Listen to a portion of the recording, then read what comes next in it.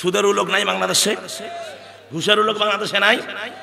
সে মৌলবি হোক, বুজুর্গ হোক, সে অমৌলবি হোক, যেই হোক না কেন, যারা সুদ খাবে হারাম, স্পষ্ট কথা, হারাম, সুদ হারাম। আহাল্লাল্লাহুল বাইআ ওয়া হাররামার রিবা, আল্লাহ ব্যবসাকে হালাল করেছেন, সুদকে চিরতরে হারাম করে দিয়েছেন।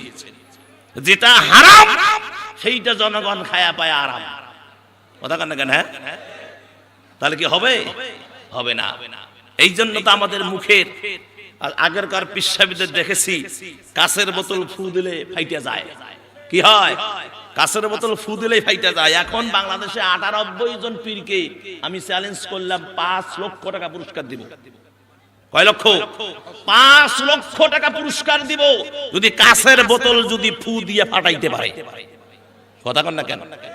তবে হ্যাঁ, আমি যখন ফুকাবে বোতল আমি নিব, নিয়ে আগে টোকে টোকে দেখবো কোথা ফাটাটা আছে নাকি। অনেক সময় হয়তো ফাটায়া, অনেক সময় যে কি হয়তো কষ্টেপ দিয়ে বাঁধন দিবার পায়, হবে না। আমি আগে চেক করি, ডাঙায় ডুবে দেখবো ঠিক আছে না নাই, তারপরে পিসাবকে দেব আপনি এখন ফাটান, আপনার কি বুজুর্গি আছে ফাটান। যদি ফাটাইতে পারেন 5 লক্ষ টাকা। তার কারণ ওই মুখ আর এই মুখ অনেক কম বেশি। আপনি পিসাবের মুরিদ হইছেন, আমি নিষেধ করব না। আপনি আজ থেকে পিসাবকে পরীক্ষা করেন, আজ থেকে 2 মাস হাদিয়া দেওয়া বন্ধ করেন, পিসাব আপনার নাম ভুলে যাবে। পিসাব আপনার নাম ভুলে যাবে, নাম মনে নিবেই না। হাদিয়া দিলে নাম ওঠে, হাদিয়া না দিলে নাম ওঠে না। কথা বলেন আমার ভাইয়েরা। তাহলে আল্লাহ কি জন্য বানালেন? রব্বুল আলামিন বানালেন ইবাদতের জন্য, ইবাদতের জন্য, গোলামির জন্য, দাসত্বের জন্য আল্লাহ বানালেন। তাহলে এবার ভাইয়েরা আসুন, আমরা সেই ইবাদতটা কি দিয়া করব? কোন পীরের তরিকা দিয়া না কোরআন দিয়া? জোরে কোন কি দিয়া?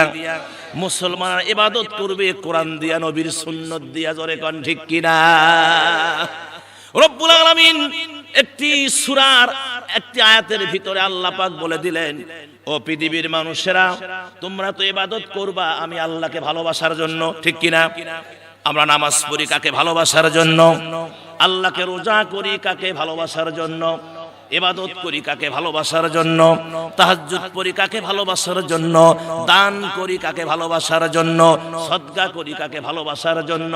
হজ করি কাকে ভালোবাসার জন্য? যাকাত দেই কারে ভালোবাসার জন্য? কোন? আল্লাহরে ভালোবাসার জন্য। আমার আল্লাহ বলেন, বান্দারে আমারে যদি ভালোবাসার জন্য তোমার সব হয়, তাহলে তোমাদেরকে আমার নবীর ইত্তেবা করতে হবে। নবীর ইত্তেবা মানে নবীর তরিকা, নবীকে অনুসরণ।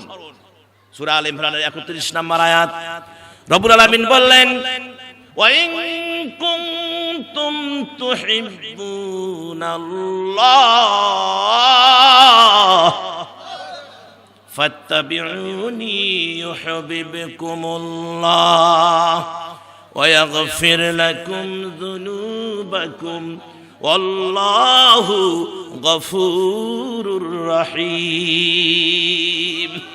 আল্লাহ ক্লিয়ার করে দিলেন, ও নবী আপনি বলুন, যারা আমি আল্লাহকে ভালোবাসতে চায়, আমি আল্লাহর ভালোবাসা যারা পেতে চায়, আমি আল্লাহকে যারা ভালোবাসতে চায়, তারা যেন আপনি নবীর ইত্তেবা করে। জোরে কোন সুবহানাল্লাহ। কার ইত্তেবা? নবীর ইত্তেবা। তা নবী জিন্দেগি যাপন করছেন, জিন্দেগি গড়েছেন, রাষ্ট্র শাসন করেছেন কি দিয়া? ধরে কোন কোরআন দিয়া। আর আপনি যদি কোরআনের বাইরে যদি রাষ্ট্র শাসন করেন তা মিলবে? কথা কোন মিলবে? কোশ্চিন কালেও মিলবে না আমার ভাইজান, কোশ্চিন কালেও মিলবে না। ইসলামী হুকুমত কায়েমের জন্য কোরআন আর সুন্নাহর কোনো বিকল্প নাই। কথা বলেন, কোরআন সুন্নাহর বিকল্প আছে?